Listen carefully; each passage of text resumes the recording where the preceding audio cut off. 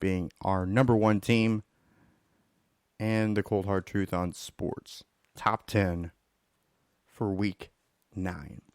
Let me bring in, he is the host of the Boxing Source. He's also the editor for the boxing section of the Cold Hard Truth on Sports, as well as one of our top football contributors. He's Mr. James Bell.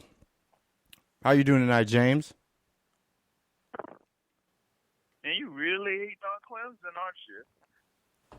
I'm not hating on Clemson. No, I like Clemson. I just Clemson's hating on themselves. They're stumbling along, you know. I don't feel comfortable giving them the keys to drive right now. They look a little messy. Stumbling along. Yeah, they look a little messy. They're stumbling along. Nah, man. I mean, that's why all of our polls this whole season have had LSU, Ohio State, Alabama, and Oklahoma above them. All 4 teams that have played well, played consistent, didn't necessarily play down to any of their competition, and that their quarterback and the main part of their team isn't seeming to struggle along. So obviously, you look at LSU, Joe Burrow, he looks bigger, stronger, and he's playing way better this year. A lot of improvements. Fields, he was a huge question. He seemed to put on weight this year, and he's playing phenomenal in Ohio State's offense. Tua, he's playing great until he had a high ankle sprain. And then you have Oklahoma, Jalen Hurts. You know right now, he's sitting here kind of looking back at Alabama, kind of snickering. You know, he has to be, because he's playing out of his mind at Oklahoma and looks to be, you know, among the front runners for the Heisman Trophy this year. And then you have Clemson. And Lawrence he leads the ACC conference that, you know, is definitely more on the down than the up. And he leads the ACC in interceptions. He's hasn't been, since them trying to push him to do a little bit more run, he's not staying in the pocket like he did before. He's making poor decisions. He's throwing off of his back foot instead of falling through. He's making all kinds of, you know, young mistakes because he isn't polished. He isn't poised. He isn't everything people had thought him to be. And you shouldn't expect it to be out of a 19, 20-year-old kid. There's a lot of room for learning. So for that reason, I understand why he's at 5. Because I'm not weighing in on what they did last year. I don't care what they did last year. It's this year. You know, those stats don't count for this year. A lot of that team is gone. I can't give them any credit for last year this year. So I don't. And our poll definitely reflects that. Penn State's right there behind him. No, that's from y'all. Well, yeah, mostly, yeah, me and Kevin. Yeah, that's from y'all. That ain't for me. I have them as the top 2 team, with LSU being at number 1. And my thing is that right now, you can talk about what Lawrence is doing on the field. They still have those athletes on offense. But what is really impressive is their defense right now. Okay? Only one team has scored over 14 points this season against Clemson. Just one. And you bring up that, game against Texas A&M. Texas A&M really didn't do much of anything at all against Clemson that whole game. They didn't score a touchdown until pretty much near the end of the game. Same thing goes with Louisville. They didn't score until the end of that game. Then you had the Florida State game the previous week. Florida State couldn't do anything against Clemson.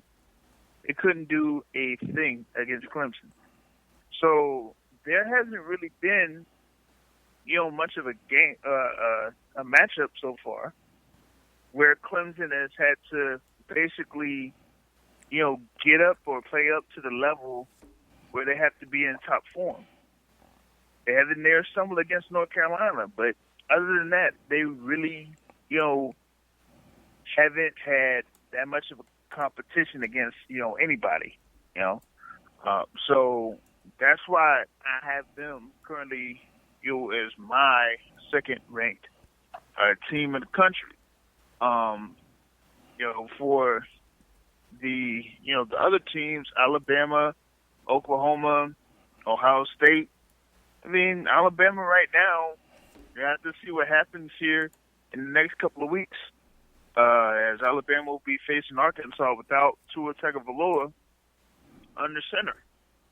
So they might, go back to, what they used to be, as far as like power running football, don't turn the ball over, and, make plays in the passing game when they have to. So we'll see a little bit more of Najee Harris in the backfield, doing his thing, and then we'll see if, they'll have their guys out there to, make plays when need be.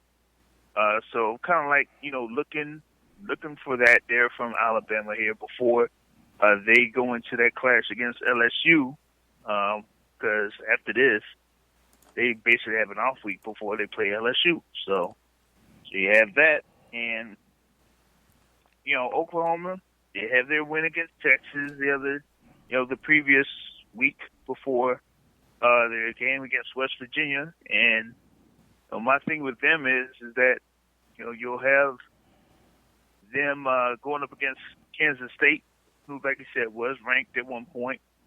But, Oklahoma's offensive seemed like an offensive juggernaut. And, only thing that's been bad for them is the Sooner Schooner tipping over and falling. And pretty much, will be out of commission. There, it's out for the season. So you won't be seeing the Schooner running out there. So, but that's pretty much what they, what's going on with them is they're having that offense is, one of the top rated offenses in the country. Just looking forward to their stretch where they play against Iowa State and then against Baylor, who is probably one of the surprise teams of the year so far. Is Baylor being undefeated so far? So who do you have at number 6? Who else I got? Number 6 is Penn State. Penn State played Michigan. We talked about that game last week. Really not looking forward to seeing what would happen with Michigan.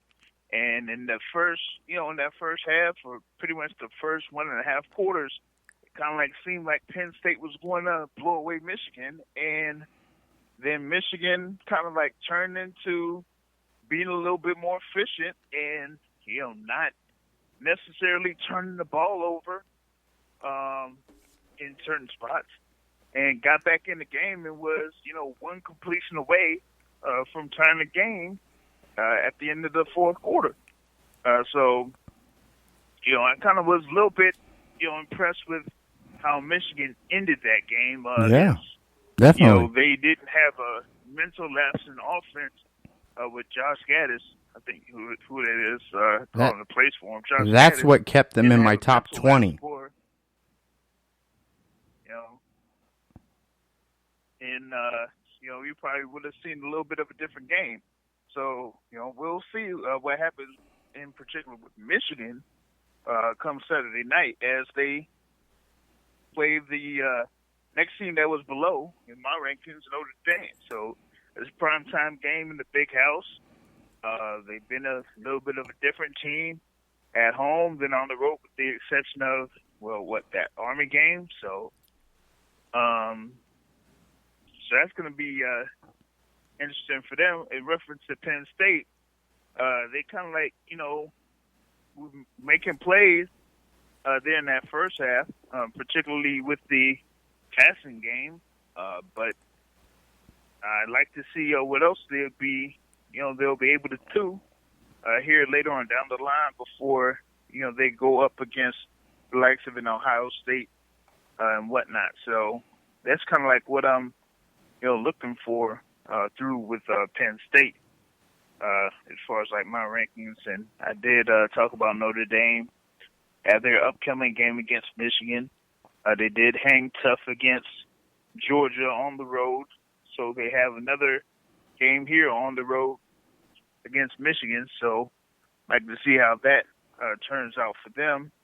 I don't see them, being, that impressive on, on the offensive side of the ball. Ian Book is not like lighting things up there behind or under center. So have to see what they'll, do here in this instance, going up against the, defense in Michigan. That's, usually it's tough for, a stout defense, but they haven't had the athletes, it looks, as they've had in previous years, particularly last year.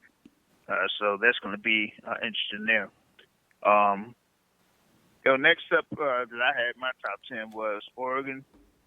Had an impressive win against Washington on the road. Yes. Did you watch that game? Keeping their... Yes, I did. That was a good game. That was an impressive game there, last Saturday afternoon between Oregon and Washington, where, Washington had a, lead going into the half, I think it was, and Oregon just fought back and, was able to pull it out against Washington, was able to stop them on fourth down late in the fourth quarter to seal the game and get that win on the road. So I think they'll be going up against Washington State, but as long as they hold serve, they're in the Pac-12 North. They could have a potential matchup against Utah. They're in the Pac-12 championship game, which will be, a very good game. And for me, Pac-12 has been one of the most competitive conferences in college football there. What I have below them is Auburn Tigers, mainly because they lost to the Florida Gators. They shouldn't have lost to the Florida Gators because Gators suck.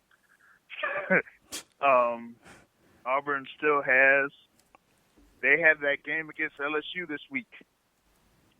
Well, we're gonna wait. We're gonna recap that game. We're gonna preview that game here shortly. Who you got for number 10? Yeah. So that's gonna be that. And number 10, I have Georgia.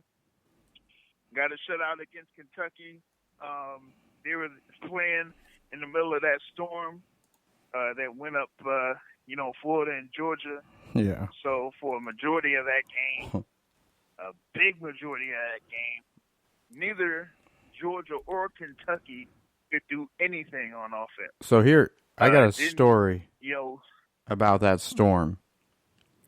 So, like that, like neither one of them were able to do anything until midway through the third quarter or something. So I think it was like 3 drives that Georgia scored those touchdowns. And that's the thing is like after that the fact that they do it in those elements, that I think that literally. I mean, I had Georgia at number 7. I had them above Notre Dame.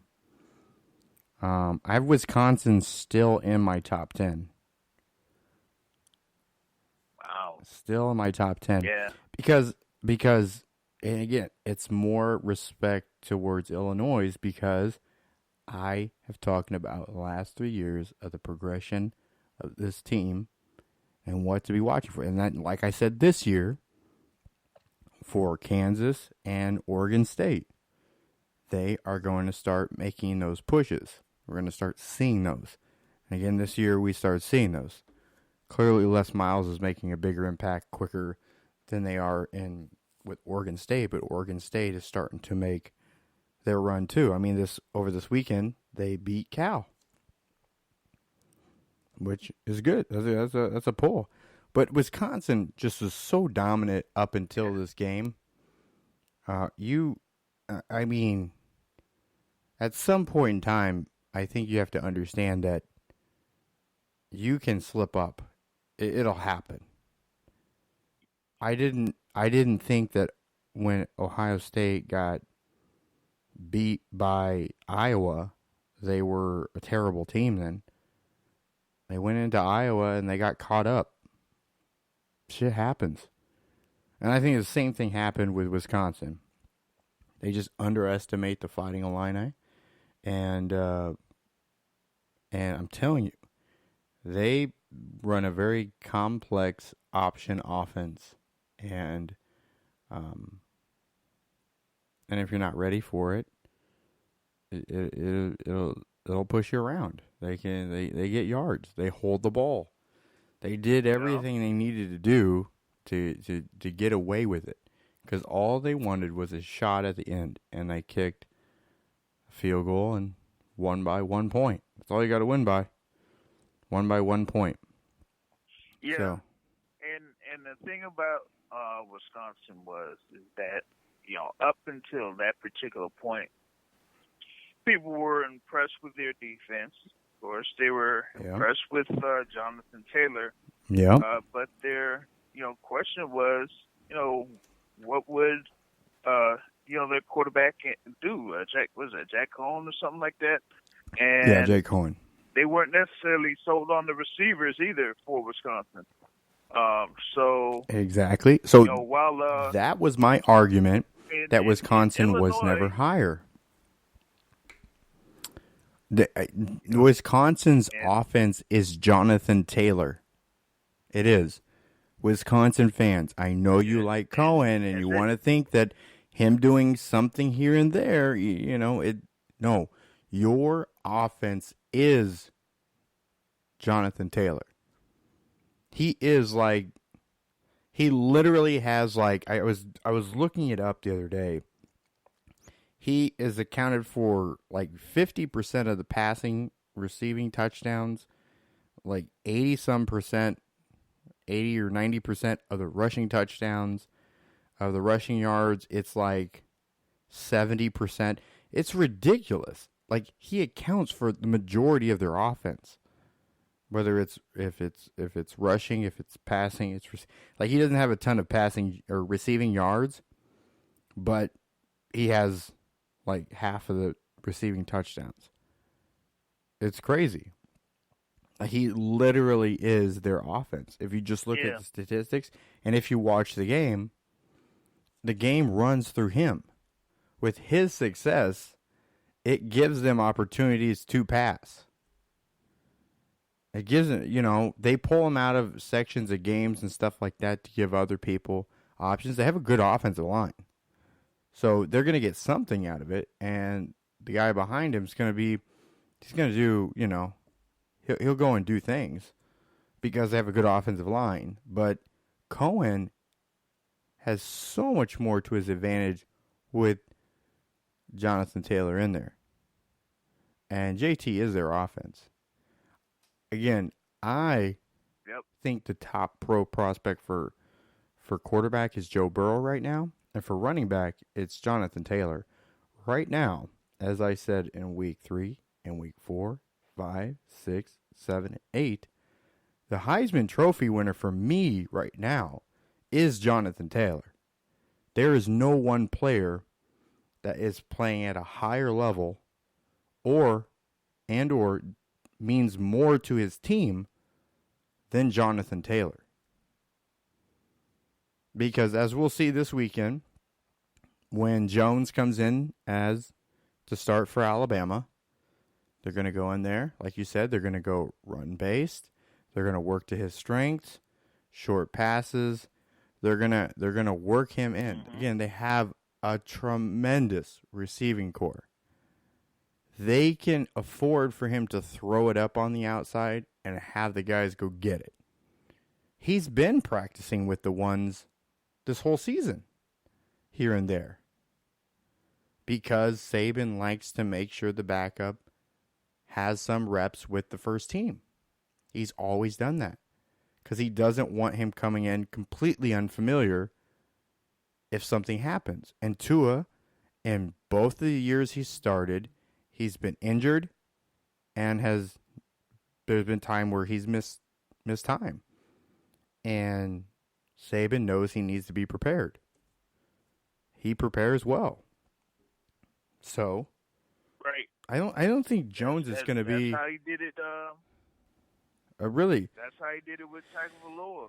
I mean, a couple years ago. When you take, again, you're saying, is it a step down in talent? Yeah, he's probably is a step down in talent. If you have a guy that's, in the running for a Heisman Trophy each and every year he's played, and he's considered one of the top players in the country, one of the top prospects for the draft each and every year, yeah, of course the guy behind him is most likely going to be a step down.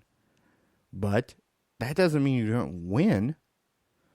You can win a lot of games in college football with mediocrity at quarterback, especially if you have a great running game and you have a good offensive line, and you have a defense that keeps, the other team out of the end zone for the most part. So that's it. Obviously they have the pluses there. They could, they can play with a guy that really stinks the joint up, because the defense is really good. I think LSU has the best secondary in college football.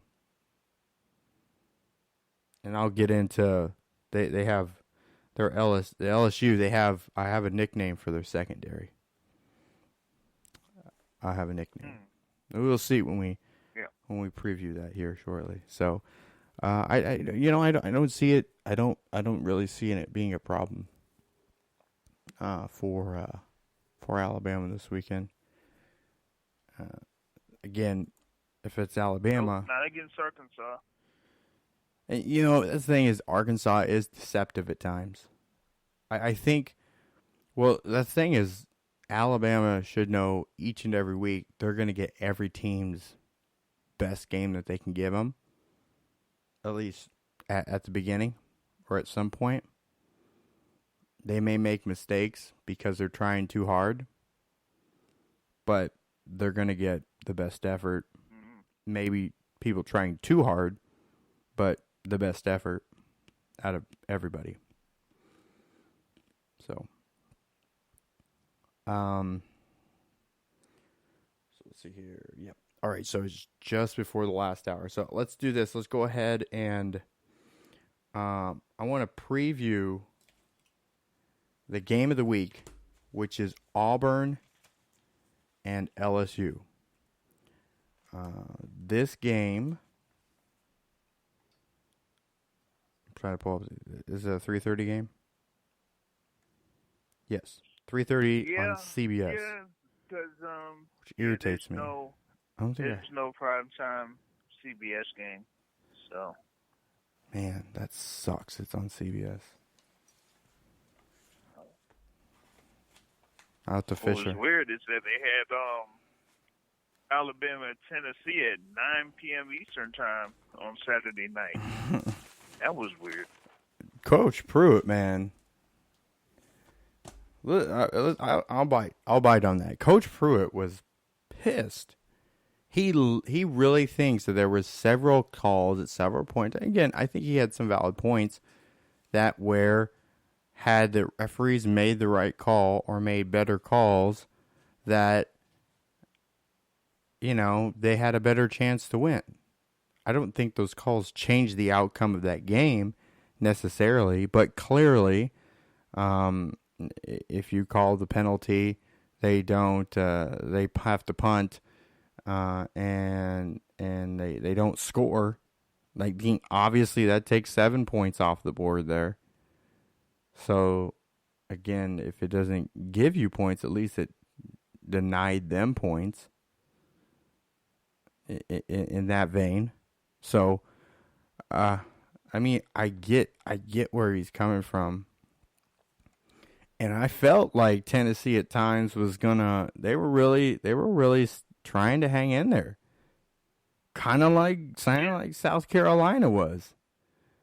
I mean, there's a lot of Alabama haters that are sitting around like, man, I hope Tennessee. That would be so funny if Tennessee upset Alabama. But Nick Saban is undefeated against his former assistant coaches. Undefeated. That is tremendous. That is a tremendous statistic right there. That's why he's not afraid to, give references for head coaching references for his assistants. Even if he feels they're head coaching material. You'll be great for it. All right, I got you. But he beats just about everybody he faces. You know? Yeah. Yeah. Only one that came close is, Georgia with, with their guy there. Kirby so Smart. That's, Kirby Smart. So, I mean, that just shows like what Saban does at Alabama. He prepares his team and his squad better than anybody else in the SEC there so far. So that's that. But yeah, you were going back to LSU and Auburn, and that's going to be that's a home game for LSU after they went on the road to beat Mississippi State. So they're back home. All right, so here's the crazy thing about these two teams.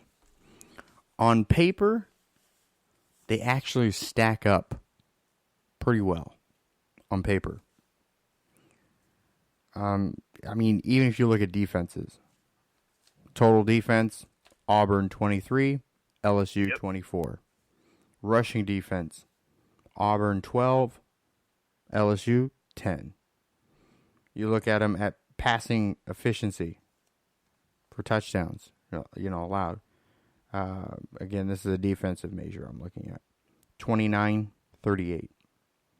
Third down efficiency on defense, 11th and 30th, which is really the only difference is like 0.2%.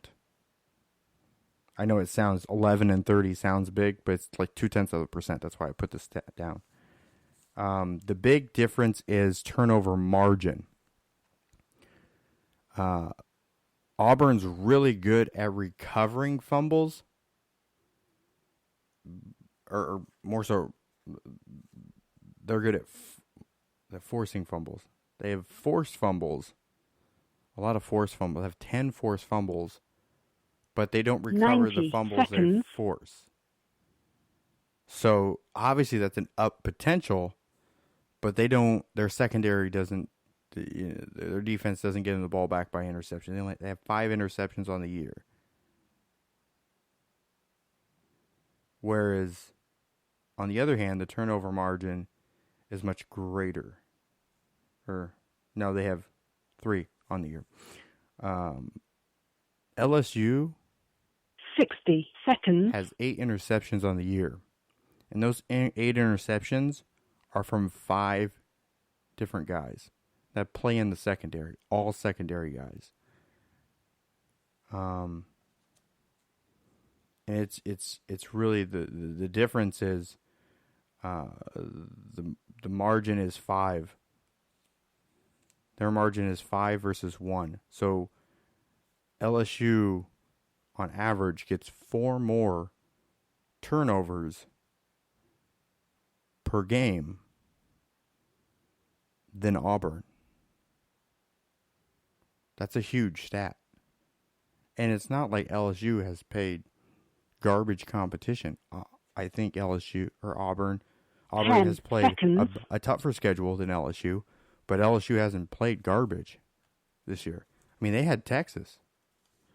They had Texas. Yep. So, and I think that might have been a tougher route in some regards than Auburn playing Oregon, even though I've been on that Oregon bandwagon this year. Yeah. I think I've had that was Oregon. a true road game. I think I've had Oregon in my top 10 I have to go back and look. 8. Yep. Week 7. No, they were 11th.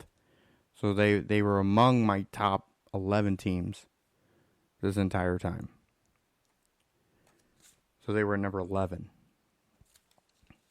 Mm-hmm. But I think kind of where it really comes down to it, I mean, even offensive total offense, Auburn's 23, LSU's 24.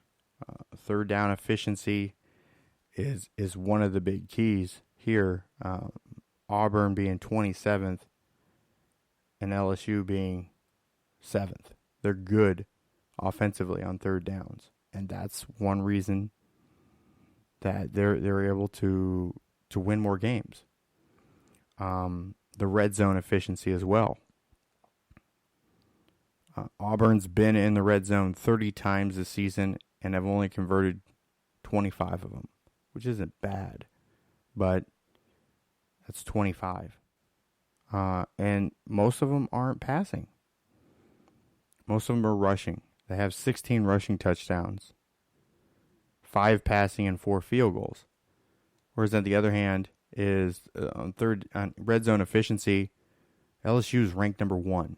They've been there 39 times. They've converted all 39 times. Very balanced. 13 rushing, 18 passing, and 8 field goals. So they've spread it out. When they get into the red zone, they get points. Literally every time. And then when we're looking at like passing. Passing's one thing that stands out a bit more between these teams. As much as people want to tout Bo Nix as the quarterback that they needed with the athleticism they wanted, he's really not that much of a standout quarterback. He's had 177 attempts, completed 100 of them for 1,355 yards. I mean, this is the total team. I'm lumping his a little off because they've had a couple other people. But they're averaging a little over 13.5 yards per average completion. LSU is slightly higher by about a yard per completion. They're at 14.21.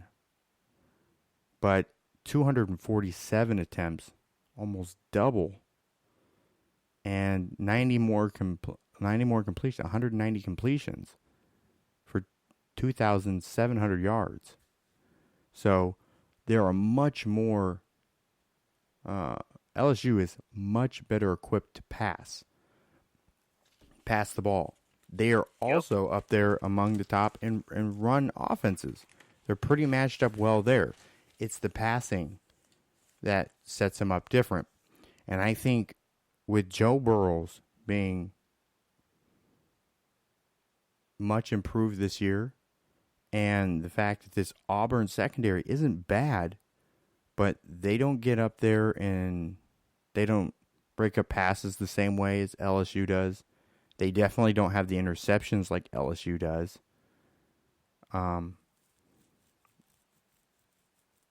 So it's a staggering look at it.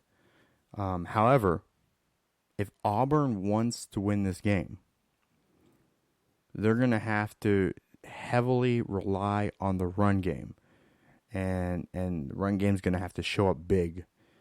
They're going to have to try to stretch the field out with different slants and screens and passes to the perimeters to be able to spread it out more. And they're going to have, like I said, they're going to have to get the run game going. I don't see them being successful in the middle or on the edge in any particular way. They're going to have to mix it up a bunch. But they're going to have to run the ball up the middle just to keep the defense honest with those runs. You hear me? So they have to keep them honest up the middle. Otherwise, the stuff on the outside won't be there. They won't be able to stretch the field. They'll just be able to, load everybody up in that within that first two levels, and they don't have to worry about going over the top. Joe Mixon isn't really a deep threat guy. He doesn't throw many passes deep downfield. Their average completion, where it says their average completion is around 14 yards, a lot of that's yard after catch. Usually he's completing them somewhere within the first 7 to 8 yards. And then they get yards after the catch. Whereas, on the other hand, Joe Burrow is throwing guys open. He's hitting guys in stride down the field. Different arm talent, right? So, and they're going to have to use those, and that's how they're going to have to stretch out the clock. Because the thing is, with up-tempo offenses, usually you don't want to slow down your tempo, but what you can do is you run more plays. Because every time you run a play, you got a new clock. And the ball moves. And if it's a first down, the clock stops so you get there. You give it a couple seconds, then you run. You go. But you can just dink and dunk and chip and chip and chip and chip away, and it gives you the same effect because you're taking a longer time and you're progressively going downfield. But if you do that, you shouldn't be putting Joe Nix in a position where he's having to force balls into places or try to make things happen when they're not there. He's going to have to stay in the pocket and true to the fakes when he carries them out, because that's been the other big problem too. And I'm going to use a term that we heard this weekend from Sam Darnold, and everybody's up in arms about, but Joe Nix sees ghosts, right? And what that means is he's a little quick to get out the pocket, and he doesn't stay in behind his protection. And it's a habit that a lot of young quarterbacks, bad habit that they create, where they leave the pocket too quick, and now they're not. Again, I was talking about this last week because this is what pisses off offensive linemen, good or bad. That if you're moving around too much, you're not staying in the pocket, it makes it harder to block for you. And if you're running around and doing too much, you're holding the ball too long. You're not looking downfield because you're running, So, and you're not and you're throwing off balance, so you're more likely to throw an interception. So that's the thing. At times, Joe Nix, he's a freshman. What the quarterbacks do is they run around the blocking in the pocket instead of stepping up.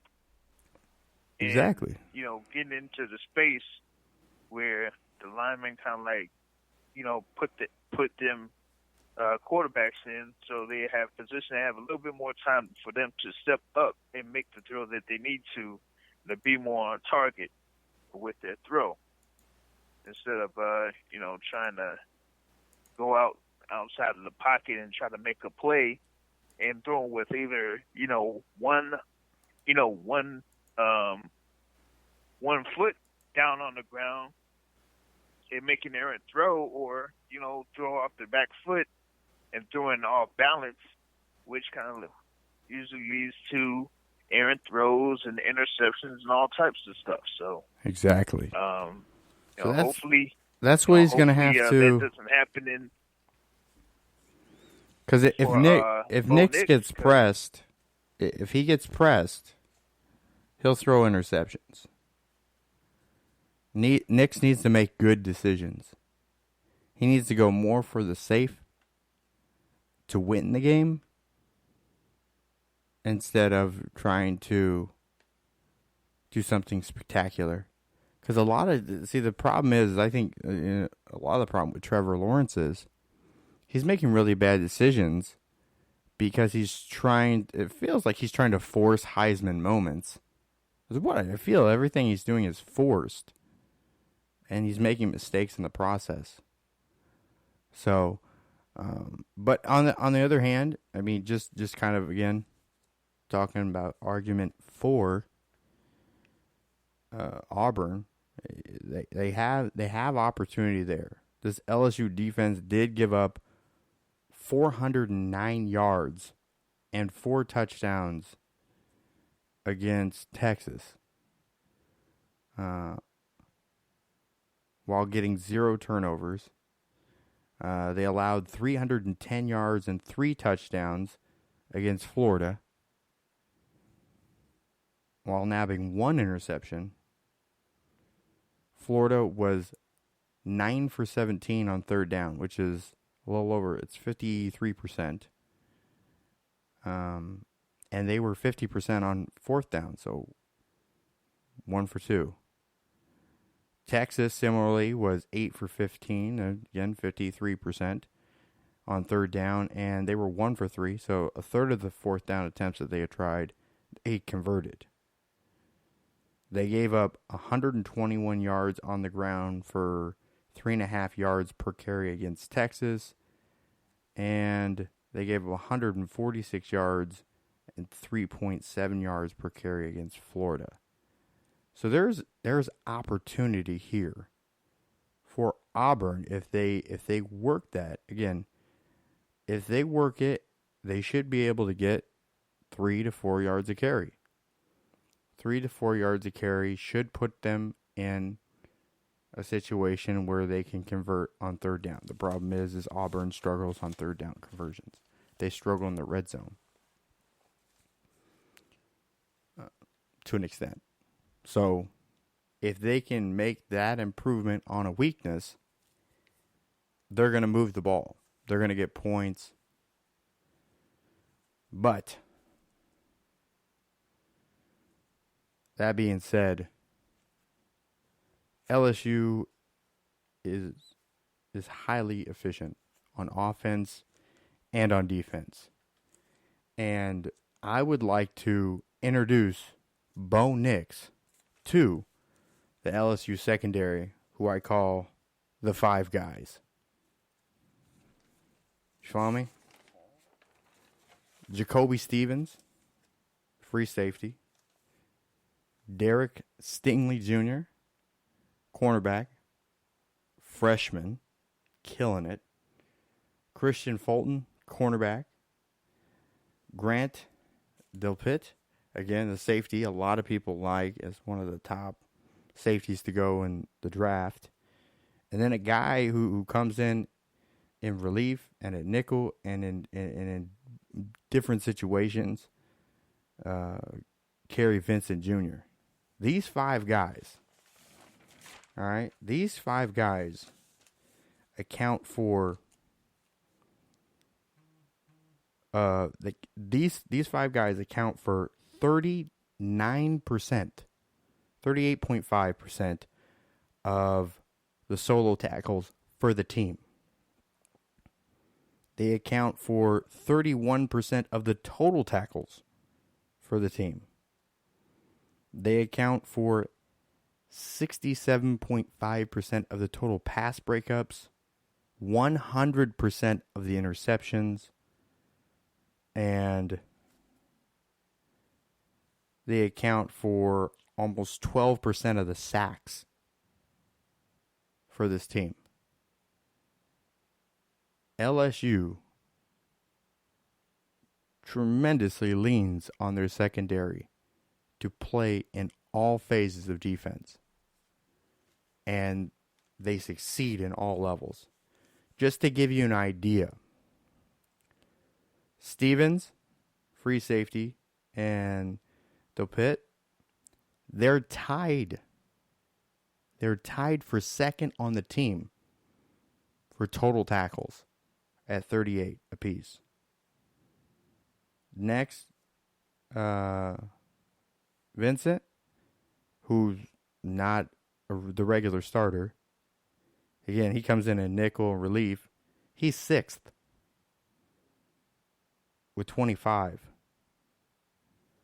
Fulton, again, teams usually only hope that their corners can step up and play out on an island and they can get tackles. Again, Vincent is sixth with 25 total tackles, 18 solo. Stingley and Fulton both have 16 solo tackles, and they're 8th and 9th on the team in total tackles with 18 and 20. And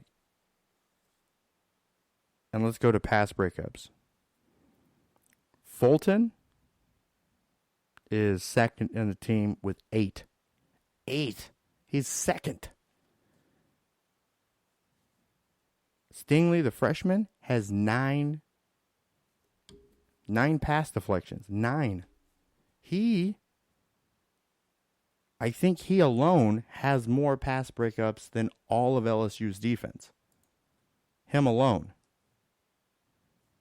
I'll double check that to make sure, but I'm pretty confident in that assertion. The safety. The guy, again, everybody's really looking at Grant DePitt. This is the strong safety, but free safety, Jacoby Stevens. I'm telling you, he's been the biggest performer this year that people aren't giving enough credit to on this LSU defense. He's second on the team in total tackles. He's second on the team third on the team in sacks. He has 2 interceptions and 4 pass breakups. The guy has been a beast for production on this LSU defense. So he's been a big part of it. Clearly, DePitt has shined in a lot of moments, but statistically, Stevens has really outplayed everybody on the defense. And that's the thing is, we have Stingley has 3 interceptions and 9 pass breakups. Fulton, 8 pass breakups, 1 interception. Stevens, 4 pass breakups, 2 interceptions, 2 sacks. DePitt has 3 pass breakups, an interception, and a fumble recovery.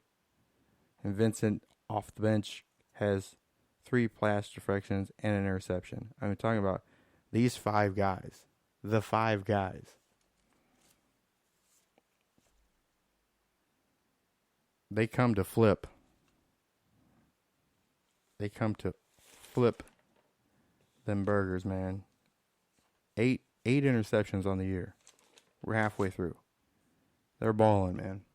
And they don't let a whole lot of passes get through. So again, a lot of people when they're getting yards, they're getting them somewhere in the first 8, and they're making something happen afterwards. So again, when I talk about the key to the game for Auburn being able to beat LSU, they have to get what they are given with the slants, the screens, the plays on the outside, and just work the field down, because that underneath stuff very well could be there. But they're going to have to take advantage of it and not turn over the ball. LSU has been dominant this year against everybody. Basically everybody. So to think that they're going to slow down or hold up or stall against Auburn, it's tough to say. That would be a thought. Because Texas was a very stiff competition. That was the second game of the year. And even though it was 45-38, I didn't really feel like LSU was ever at a point going to lose that game, even though the score was pretty close. Florida, they just jammed. They got on their motor scooter and just took off. Florida was just left there kind of walking and jogging, trying to catch up. It wasn't happening. So, LSU minus 11. I'll take LSU to cover.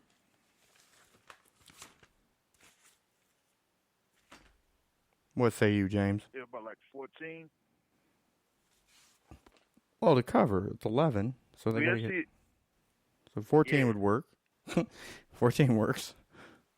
Yeah. That's more than 11. I'm with a 14-point. I'm with a 14-point win. That's what I'm with. By LSU, home game, afternoon. Think they'll give enough pressure to Bo Nix to where he's going to be making a mistake or two, and they're going to take advantage and get the win there. I think I have LSU being, well, of course they did beat Florida, so and I think they're just going to be a lot more impressive in their win against Auburn than Florida was. So I think that Florida shouldn't have won that game anyway. So have LSU winning, I would say 35. No, not 35. Nah, I ain't doing that. I'm going to do 31-17. Yeah, I'll do that. 31-17 LSU.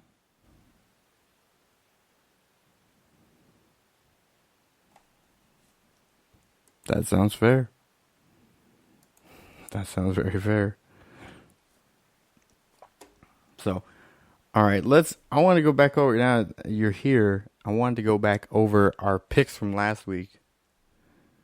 I think it's going to let me, I just want to tally it up, what our, what the record was. It wasn't, the website wasn't cooperating with me then. Wasn't letting me pull up week 8. Okay, here we go. I got it now. So,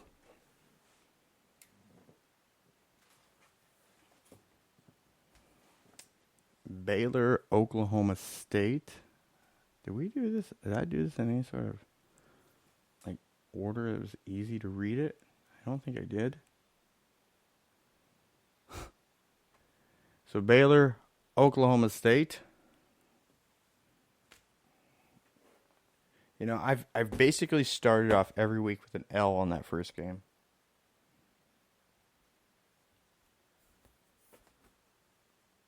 You got your W there. What do you think was what do you think the biggest upset game of last week was for you?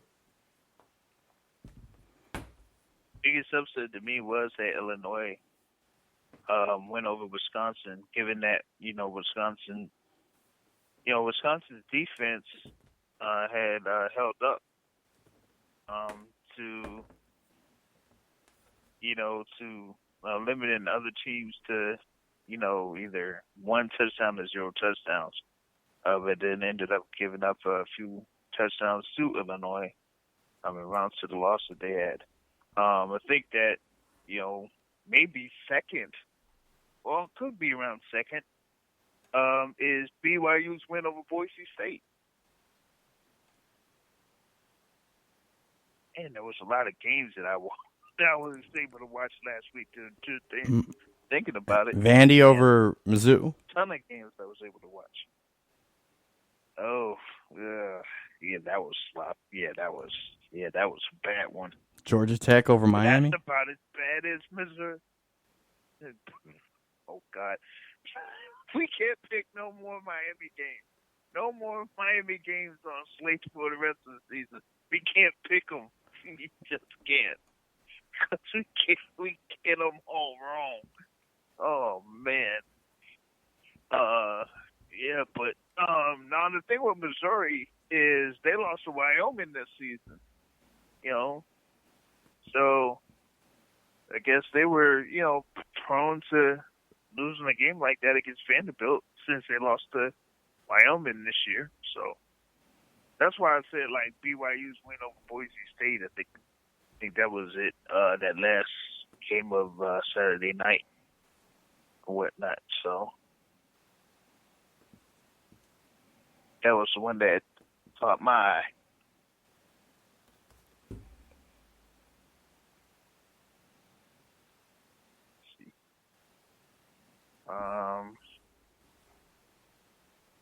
What was another one? Geez, where's the top 25? Oh, there they go. Let's see. That Arizona State, Utah's win over Arizona State, that was impressive. Utah's part, limiting Arizona State to just 3 points. So, yeah, that was one thing. And you were talking about Kansas, almost I know. beating Texas. I was like, oh. I was like, man. Oh. Like, man, they almost just got that win. I was like, yo, that would have, to me. But like you were saying, I think Kansas is on their way up. They did, do a little bit of something against Oklahoma. And here they are dropping 48 points on Texas, so. I'm not picking Stanford again the rest of the year. UCLA beat Stanford. Good.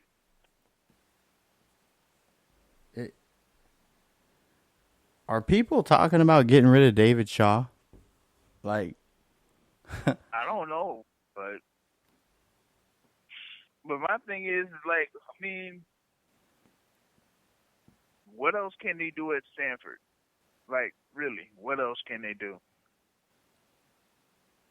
They're basically like the Vanderbilt of the West or something like that, where they're highly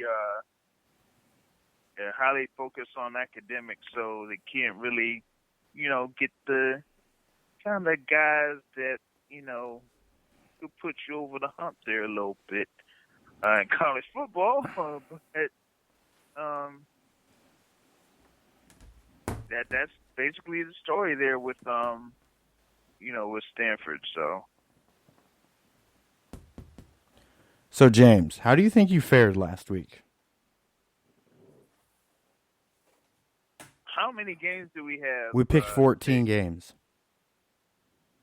14? Yep. I'd say about 8-6, 7-7, maybe.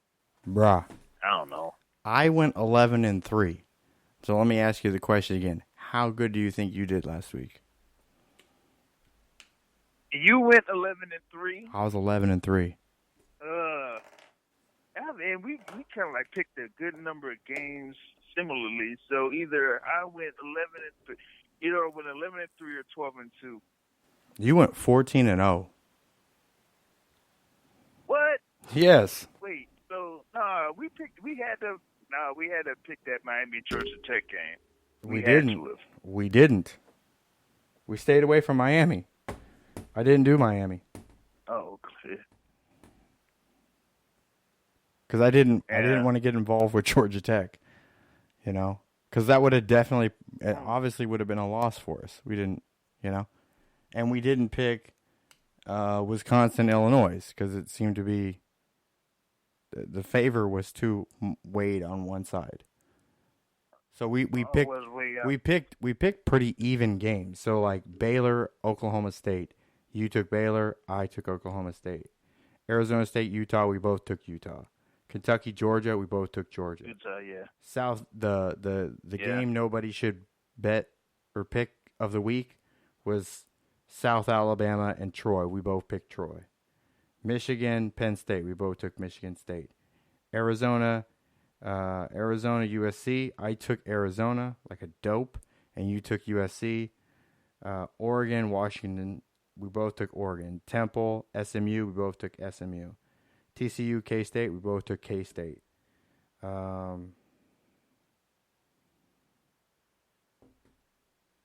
Auburn, Arkansas. We both took Auburn. West Virginia, Oklahoma. We both took Oklahoma.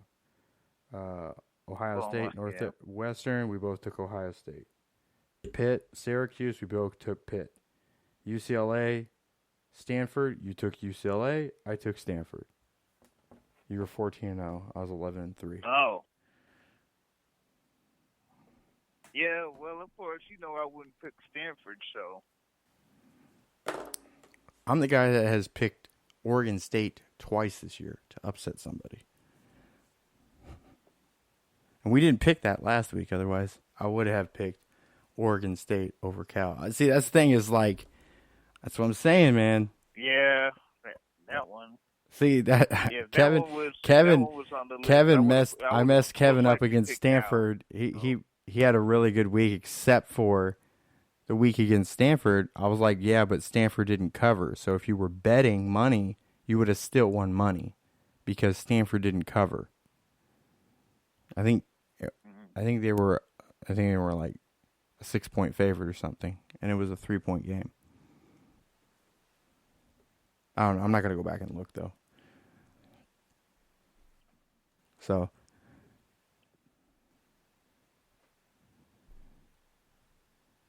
but Kansas, man. Kansas they've had those couple games this year have just been, toe-to-toe with some, like, they got the win over Boston College. It was really close against West Virginia. Again, close against Texas. So, that's the thing. It's like even though they're here and there, like Oklahoma, one-sided. TCU is pretty one-sided. But obviously, you see, okay, so it's a spread open offense. That's the thing is West Virginia isn't running that offense the same way as Dana Holgorsen did. So they're not getting the same results. Boston College is a pretty down-to-earth squad. They're a run team. So they were able to air it out against them.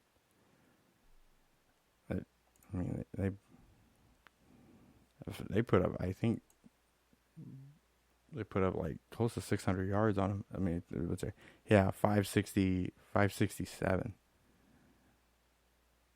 238 through the air and 329 on the ground. Yeah. They yeah.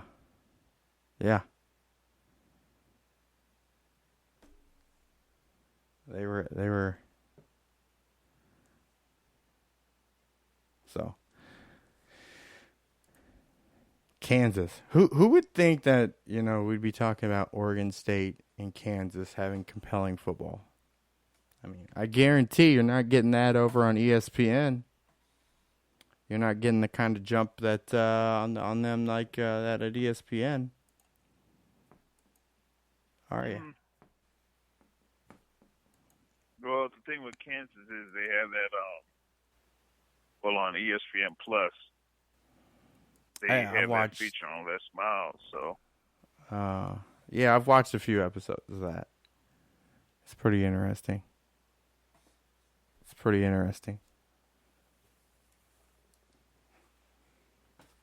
Go ahead and wipe the board here, and we'll get into this week's picks, which none of them are going to be Miami. Thank goodness. It must be off.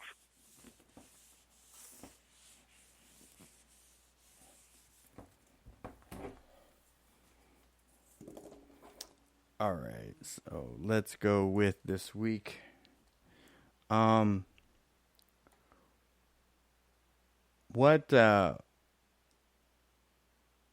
outside of LSU, LSU and Auburn, and then Wisconsin. Talk a little bit about Wisconsin, Ohio State. What do you see in that game there?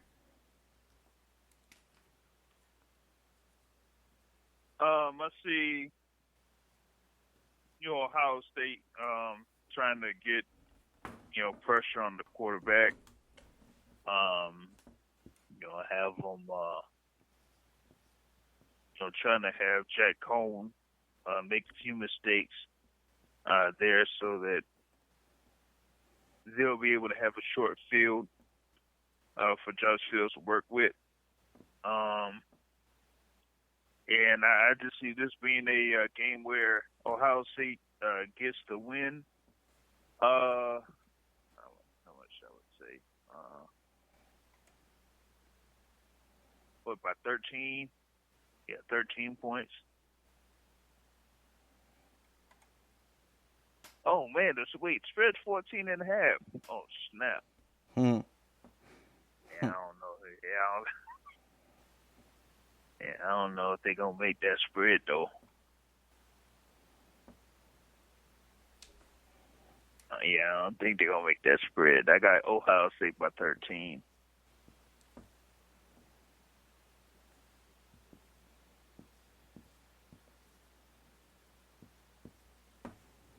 $37-24 or something like that. 37-24.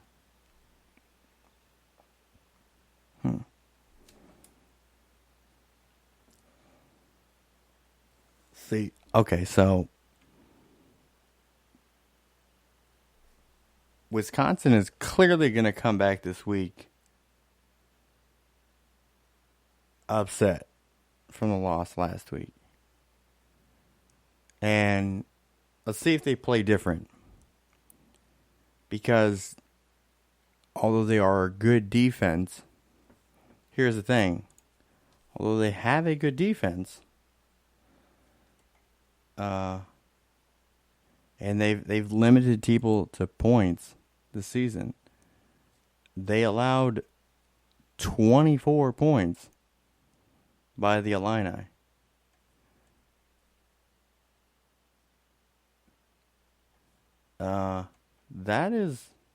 That's clearly something they got. They didn't get outpassed or rushed or gained. However, they turned the ball over too much. They lost 2 fumbles and threw an interception. And Illinois did throw an interception there too, but 3 turnovers is pretty big and kind of tough to come over. Again, this is why you turn, when I say you turn to the ACC and you have Trevor Lawrence start the game out with 2 interceptions and you still overcome and blow the team out. That's the difference between having 2 interceptions and then losing a close game in the Big Ten. Just the level of competition is different. Even the team that nobody has put any stock into, like Illinois, was able to do this, to pull this off. They lost the time of possession, like literally. Out of a game that was 60 minutes long, Wisconsin held the ball for 40 minutes. 40 minutes. And they only outgained Illinois by 105 yards in total offense. They had 22 first downs versus 17. Like, they literally slow played the damn game.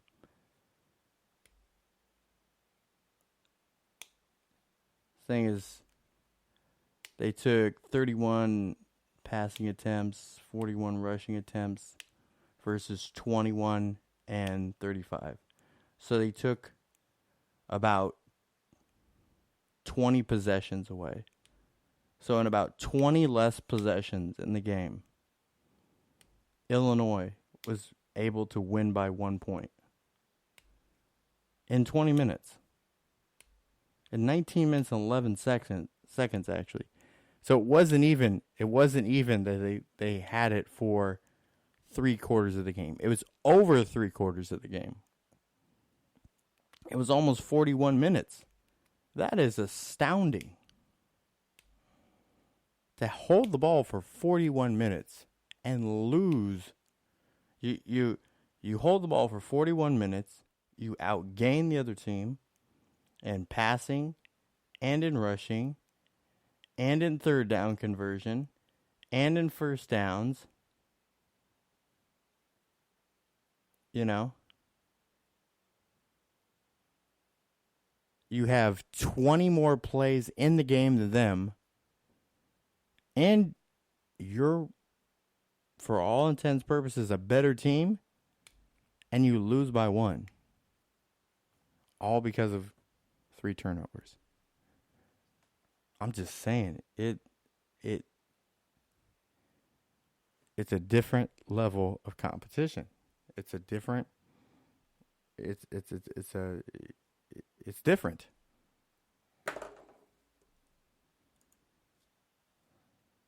Again, nobody expected it, but it's okay. Get back to the schedule so we can pick some more of this week's games.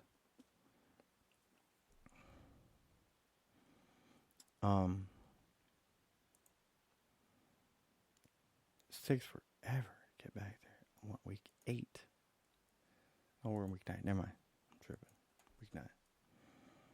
Sure, you don't want to bet. You don't want to pick Miami Pitt? Miami at Pitt? Nope. It seems like low-hanging fruit.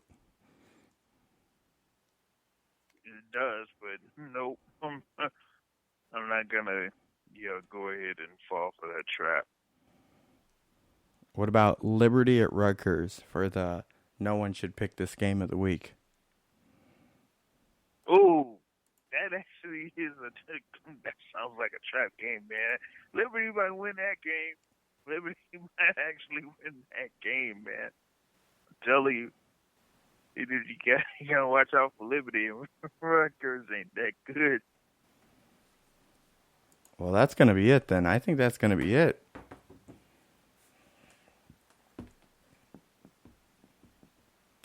Liberty at Rutgers. That'll be one. All right, let me go down here and see the games that I have so far. Okay, SMU at Houston. Who do you got?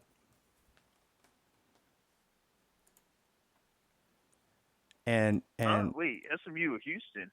SMU at Houston. By the way, people, it's not like we've sat here and just so the listeners have a little cue on this. What you're listening is, it sounds like I'm literally just writing this down and we're giving our picks on the fly. It sounds like that. It is that. That is literally it. We have not taken, other than the time that we invest in actually watching games and following teams, there is no additional research that we've put into any of these teams or picks. I am selecting these completely on the fly each week. So the fact that at random I'm picking teams and we're picking the games, and I mean James went 14-0. I was 11-3 last week. I'm a little bit more risky with the picks. James, you're a little more conservative, but that's okay. Okay, not a bad thing. Still, we're doing a pretty good job over the last few weeks of making picks. At least you have. It's all on the fly. So again, I think it was the key. The secret sauce was adding more games. Obviously. So SMU at Houston. And it is a Thursday game. Yep. SMU, I think Houston is kind of halving it this season. With putting some of their guys at on the shelf. Yeah, putting some of those guys on the shelf, redshirting them and whatnot. So I got SMU staying unbeaten. I do too.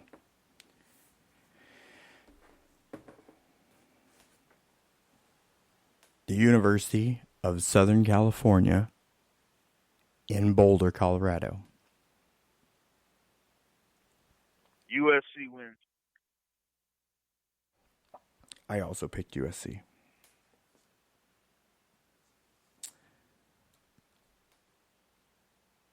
University of Cheese Whiz, Wisconsin in Madison.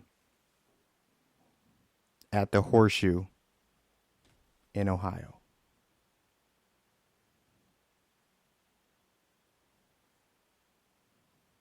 I said Ohio State by 13.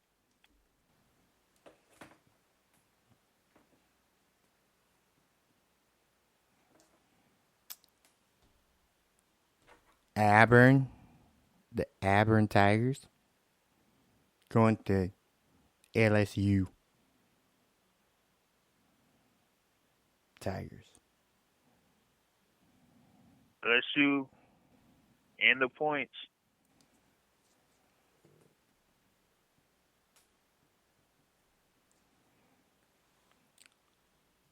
The Penn State Nittany Lions head to play Michigan State. Is it a trap? No. No, I don't see it being a trap.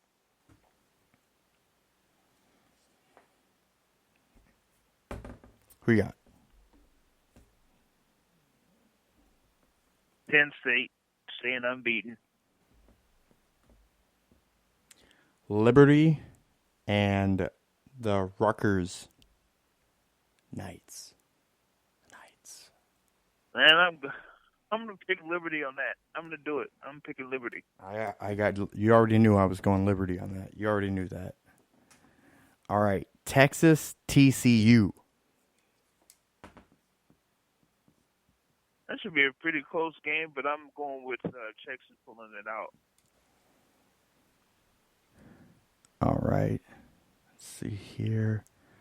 Oklahoma State, Iowa State. Oklahoma State should have enough offense to win that. See? Now we have a difference here. I got Iowa State.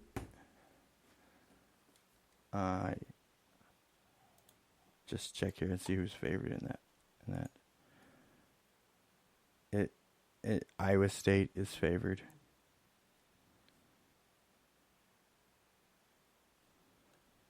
It is a 10.5 point favorite. 10.5. It's pretty big. I might have made a good decision. Uh-oh. All right. This one should be pretty easy, but it may not be. Virginia at Louisville.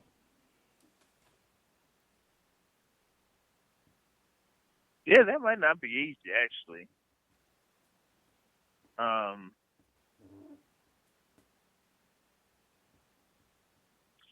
But I'm picking Virginia. I'm not sure. Well, I'm not looking it up, but I'm not sure if that starting quarterback for Louisville is going to be, fully into this game. But I got Virginia anyway.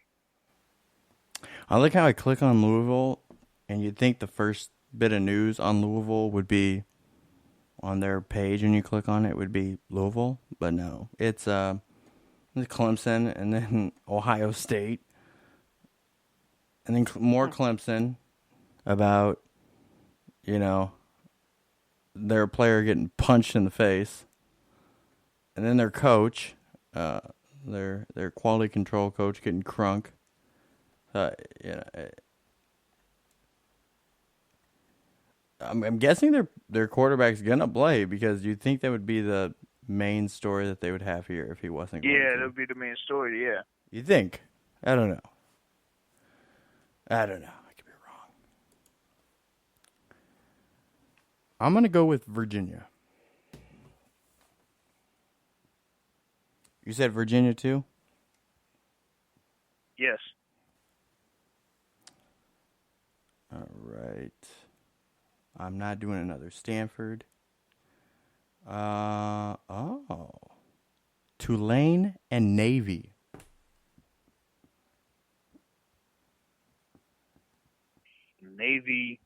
Navy did went over USF last weekend. Tulane is are they still?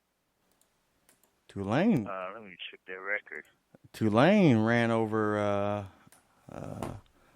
Well, they lost to Memphis last week. Who was that? Tulane did. Oh yeah, Memphis was the last week's game. Yeah. Yeah, they ran over UConn. Yeah, Memphis won that. So they got Army. 2 losses. They beat Houston. They beat, I'm guessing it's Missouri State, Mississippi State, Missouri? Is that Missouri?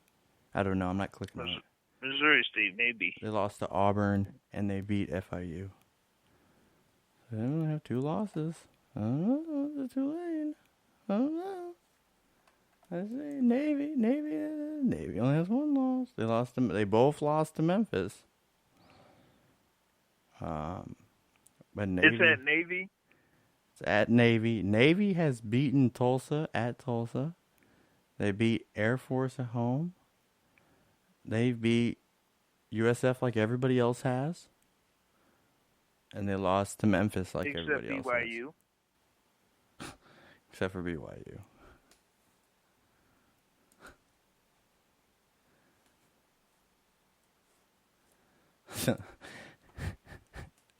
You look back at the season and they're like, God, we had to be that team, didn't we? South Carolina State. I mean, even Georgia Tech beat them. Yeah. Jeez. Like, they expected Wisconsin to lose.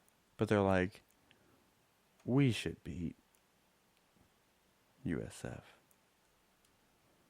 You know? But that's the thing, that's a weird thing I was saying about BYU. Because they've been kind of tricky at times this year. I mean, they beat Tennessee.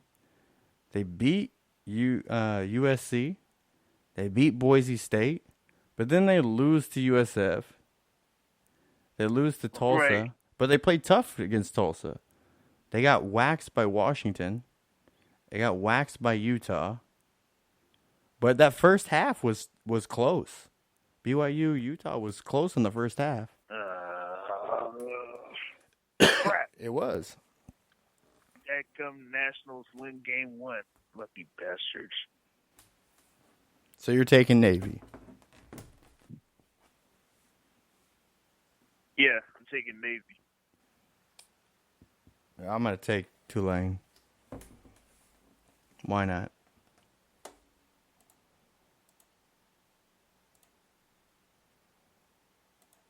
If just so people out there, if Tulane wins, clearly this wasn't something, it was a major insight.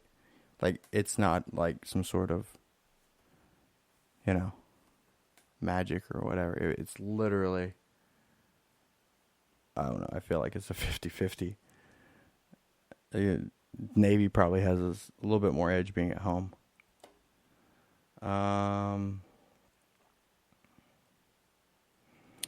Of course, because Tua's out,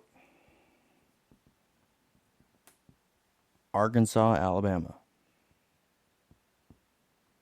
Alabama. Do they cover? Do they cover 32.5. Say, wait, what? 32.5. The spread is 32.5. With Tua out, it's The 32 and a spread half. is 32. Nah, that's gonna change. That has to change. Oh, no, it says Oh, 32 and a half. my goodness, nah, that thing You is better gonna put some be. money down. It's gonna be 30. You better It's hurry up. gotta be going to 30 or 30 and a half. 32 with Tua out. With Tua out. Oh my goodness. Vegas feels strong with the Jones. Man, it looks like it. Man, you better hope, man. 32 and a half. Alabama better hope that it's going to be good conditions, because if it's sloppy conditions, then that 32 and a half is going to be out the window. But jeez, like they replace Tua Tagovailoa, and the spread is still 32 and a half with Mac Jones. My goodness. Ah, man. I mean, Alabama, I got Alabama, but that 32 and a half, I'm not. Yeah, that seems too much to me.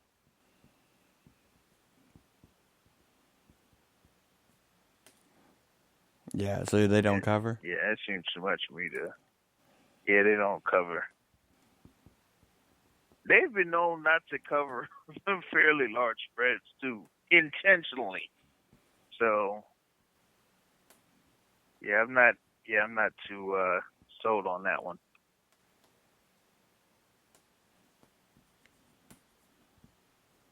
All right.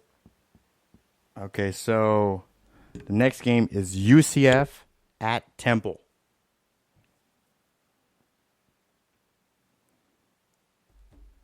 UCF at Temple. That's a good one. I think that's a good one. I'm gonna go Temple.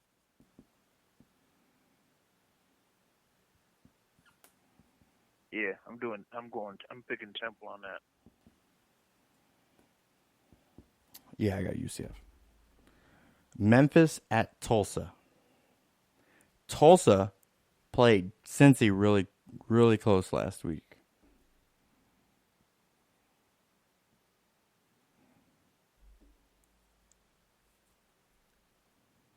Who you said there? Memphis at Tulsa. Cincinnati played them last week. Close. Memphis. Okay. Notre Dame, your favorite team, versus Michigan. Michigan. Big house. At night. 110,000. Michigan. I'm doing it. I'm going Michigan. I am too. Because of the way that they finished the game against Penn State last week. And it's at home. And Notre Dame, I think, is that good Samaritan walking through the wrong alley at the wrong time. Let me see what the spread is on this game. Notre Dame is favored. I'm sorry. Michigan is favored by. And it's either they cover or they don't. They're favored by 1 point. Oh. So you either cover or you don't. That sucks. You don't? Yeah. That'd be like the worst betting line. Like, there's no room at all for anything. They covered or they don't. Like, either you win by 1 or they lose. Literally.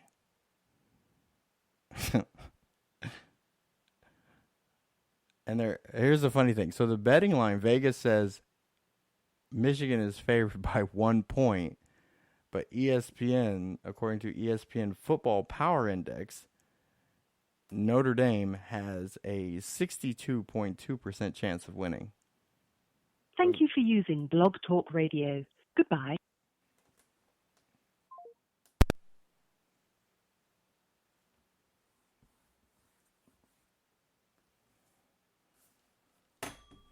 Well, that ends the show for this week.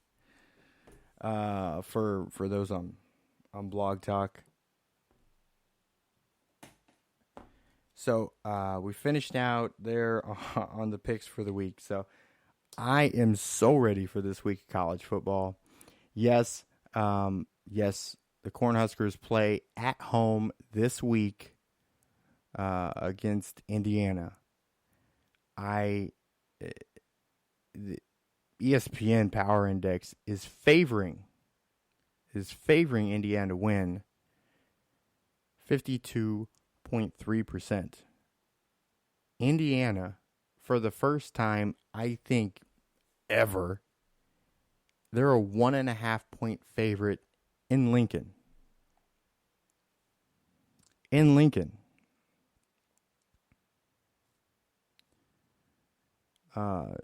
Nebraska will be without Maurice Washington. He is away from the team because of unspecified team rule violations. He does have a December court date to resolve his off-the-field legal matter from when he was a teenager. And there's no guarantee that other playmakers for Nebraska are 100%. So, although that this line is unprecedented, the over-under is 52.5. So they obviously still feel like both these teams are going to score some points. If Illinois does what Minnesota did last week or 2 weeks ago, they have a chance to win this game. I mean, obviously you're saying that because of the statistic margin, but I'm just saying if they come out and they play like that, they very well could win. Now, Maryland made it a close game, although that they've kind of fallen apart here towards the midpoint of the season. They lost by 9 to Michigan State, and only won against Ball State by 10. But I mean, they're right now, their overall record is 5-2. They're 2-2 in the conference. So their losses have came to close loss to Michigan State, and then a blowout by Ohio State, which everybody has pretty much been there. I think if Nebraska's defense can step up and get hurry the quarterback, get the sacks, and they're able to hold that defensive line and really play sideline to sideline like they were in the first few games of the year, they have a big opportunity of being able to beat this Hoosier team.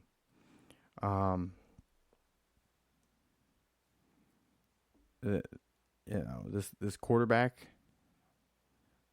Michael Penix, he's put up some yards. They also bring in Peyton Ramsey at times. So there's a couple different guys that they've used in different positions.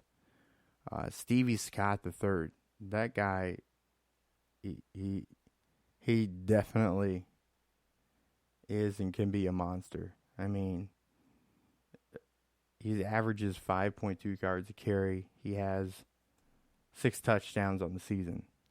So their second leading rusher is quarterback Michael Penix Jr., 115 yards. And then Peyton Ramsey's at 4. So they run a lot with they use 2 different quarterbacks, dual threat quarterbacks, and they'll run trick plays. They've brought in their third string quarterback at times, and they've had the receivers throw trick passes for a touchdown. So everything is on the table for this Hoosiers team. Got a decent defense.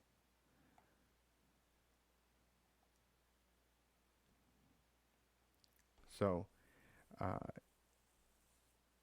which it's kind of been more their Achilles heel. They got 18 sacks on the year, 20 pass breakups, but there really is no one defender that has really stood out. Only 3 interceptions on the year. They've only forced a couple forced fumbles.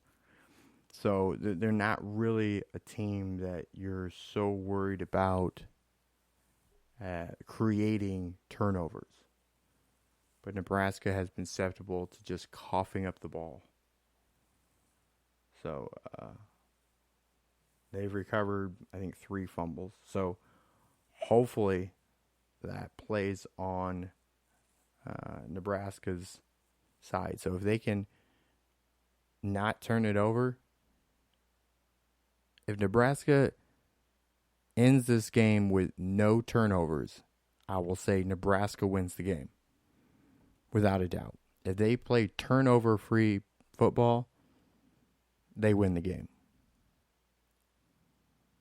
Whoever wins the turnover battle could very likely win this game. But if Nebraska doesn't turn it over, they definitely win.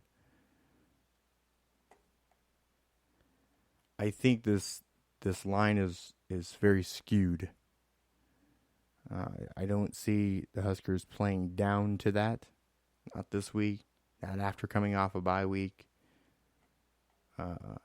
So I would look for the Huskers to win in this game. It's all right there for the taking. But got to reach out for it. So that'll do it here for me this week on the Cold Hard Truth on Sports. So be sure to tune in next week, either on Blog Talk Radio or live on the Spreaker app or on Facebook Live.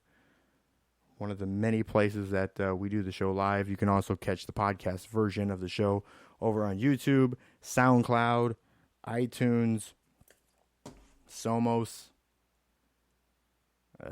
some other just about anywhere you go look for podcasts. So, but I'm out for this week. Peace.